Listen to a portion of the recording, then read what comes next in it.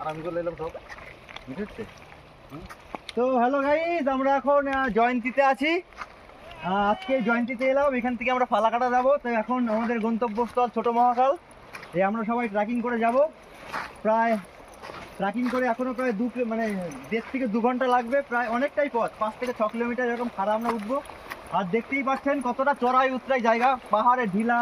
এই যে আমাদের জয়ন্তী নদী বয়ে চলেছে অনর্গল।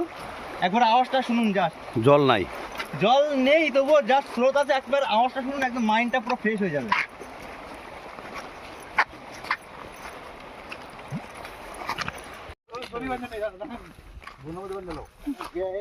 ব্যাগের মধ্যে একটা আছে তো, আমারটা আছে, এটা নিয়ে ব্যাগটা নিয়ে ঘরে পকেট থেকে আমার কাছে দাও।